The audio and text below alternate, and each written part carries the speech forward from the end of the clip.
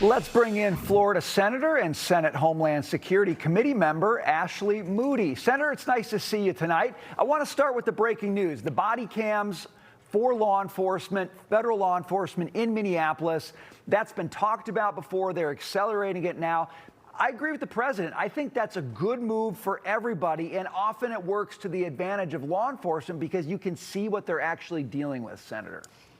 Yeah, and I think the secretary and everyone at DHS has been telling people about the challenges they're facing, especially in some of these radical, Dem-led states and cities where they're not only opposing law enforcement efforts, but they are actively coordinating, encouraging, bolstering, lending taxpayer money to all of the things to combat any sort of law enforcement efforts. And so I think what they've been saying a long time is we're experiencing really unprecedented pushback and activities here.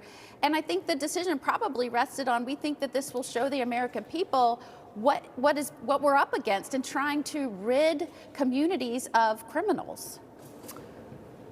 Senator, I want to ask you about Governor Hochul because she's talking tough. But, you know, when you talk tough about detention centers with President Trump, and he's got his mission set out very clearly, fighting for the American people, stopping illegal immigration, and deporting people who don't belong here, who have also perpetrated criminal activity.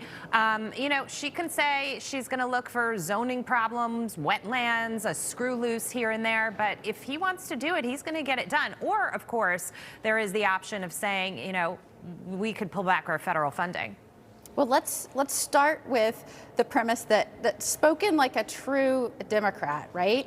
Like, we don't want something, so we're going to throw as many regulations and reviews and stall as long as we can.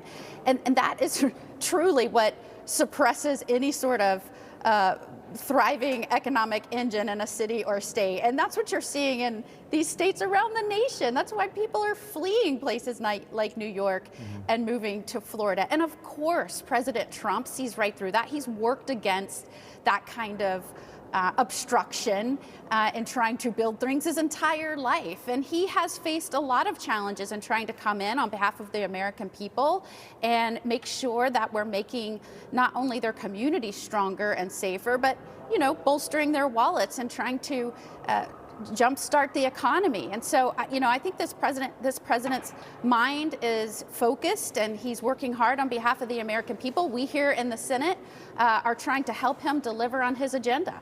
Senator, what got me about Hochul's comments is it sounded like she was making it a game. Like the president wants to do a detention center, so we're going to find some snails so he can't do that, which is so disrespectful to people who live in these cities who deal with the effects of crime, including illegal migrant crime.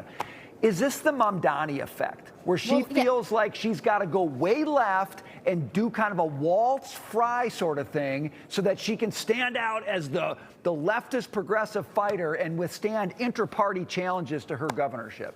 Yeah, anytime I hear something like that, it's like shallow-minded headline chaser. You know, she's come out and said she's going to stop any local jurisdiction from cooperating with federal law enforcement and federal detainers. Let me tell you what that means. When I was Florida Attorney General, one of the first suits I had to bring against the Biden administration is when they started telling our sheriffs to release people that were committing crimes here in our country illegally back into the communities. And that was the first administration that had done that. Democrat and Republican presidents did not do that. She's now telling in New York, and there's a couple of jurisdictions in New York that will respect detainers, and if someone's committing a crime and they're here illegally, they'll respect those detainers and give them over for deportation. She's now saying she's not going to allow that at all. And since Trump has been in office and he has been trying to rid communities of those committing crimes against American citizens, she said things like, we're going to prohibit that. There have been thousands of criminals, and when I say criminals, homicides, assaults, burglaries, robberies, drug offenses, I can go on and on, that have been released back into New York because they will not respect detainers Yes. for those here committing crimes illegally. That is nonsense, it's insanity, and certainly it shouldn't be coming out of the mouth of somebody who wants to be the top executive in a state. Right. Yeah, and also, Senator, I'll just add that she's talking about New York as the economic engine of the country. That really is debatable given the state of New York's Everybody's finances. moving to Florida now. Maybe Florida's becoming the economic engine of the Florida nation. and Texas, if we still are the economic engine, are right on our heels, and everything can change in a New York minute. But while we have you, Senator Moody, I want to talk about your legislation that you're introducing, combating online predators. It's an act to protect children. This is as the ongoing social media conversation is happening around this trial with Meta. What did they know? Are they addicting young kids knowing that social media can be harmful? Yeah, the new bill that I'm pushing, it makes a federal crime for sextortion.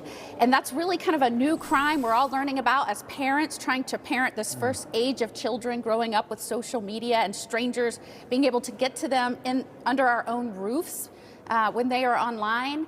And it's really when people in the targeted age are really boys, 14 to 17, that are really being affected. Many have taken their own lives where a predator convinces them to hand over material and then blackmails them with it and just torments them. Sometimes they'll try and steal their parents' credit card to give these predators money. Other times they're harming themselves. It's really a challenge. We're seeing it escalate in numbers. And so we've got to now pass a law specifically describing this crime to give law enforcement the ability to go after these creeps. And please, the most severe penalties possible for these creeps. As a father of children, I want these guys to get the book thrown at them if they do that stuff. Senator, really nice to see you today. Thanks for weighing in on a range of topics.